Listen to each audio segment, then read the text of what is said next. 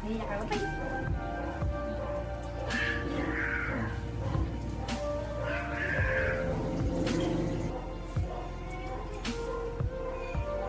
Kuya.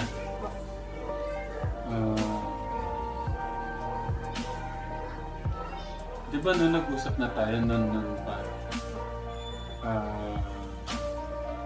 Kung may hiram sa'yo na kahit mga 2 araw, 1 linggo, okay naman sa'yo, di ba? May kamag-anak ka. Hiramin ka daw, kahit 2 days lang daw.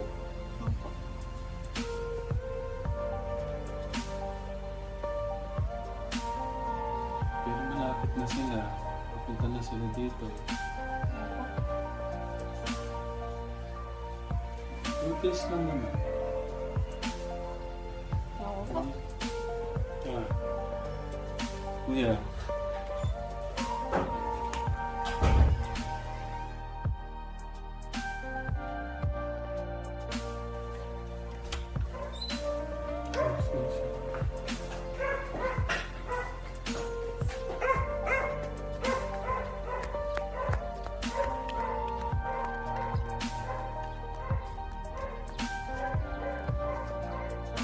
Kuya!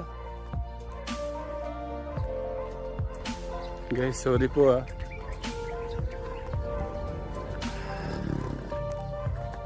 Dito po kasi sa tumakbo ng ang layo na. Kuya! Kuya!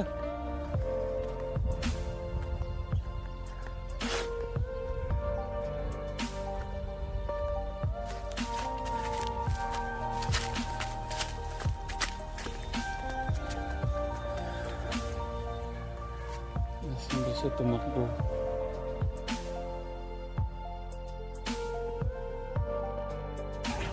Ako.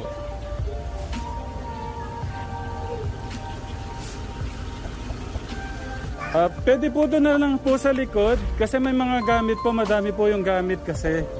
Doon na lang po, ikot po kayo dito pag ganun po. Guys, dumating na po yung kamag-anak po ni Kuya Day.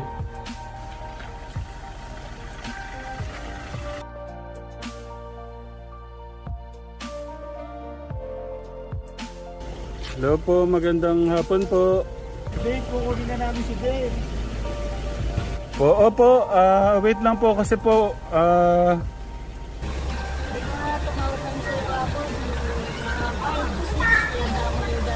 opo kasi, wait lang po kasi yung bata po kanina iyak po nang iyak eh. Pasensya na po.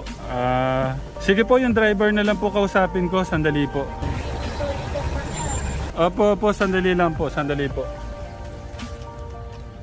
Sir. Diba sabi ko, kailangan nakaayos na yung mga gamit. Opo, nakaayos na po yung mga gamit. Kaya lang po yung bata po kasi iyak po ng iyak. At sana po, inihiling ko lang po sana sa inyo na dumaano tayo dun sa barangay namin. Barangay, di na kailangan ng barangay. Pasensya na po pero kasi sobrang lang po sa bata, sobrang sakit lang po sa mga bata. Okay lang po pala may camera. Ayaw ko. Sir, pwede ho bang malaman ang pangalan niyo, sir? Mario Victorino. Sir Mario, baka pwede hong pakiusapan si nanay na pwede hong bumaba muna. Driver lang po ako eh. Kung ano lang yung sinasabi niya, yun lang yung sinasabi niya. Pero okay lang po may camera ho tong combo natin. Huwag mo lang kukunin sa mukha na. Opo. Dali-dalian mo lang kasi marabutan kami ng lockdown. Opo, sir. Guys, sorry lahat nagkakagulo sa bahay. Hindi ko na po makuhanan sila nanay, si Tech Jun po kasi nasa farm. Hindi ko po alam anong ayan, bumaba na po yata yung nanay niya.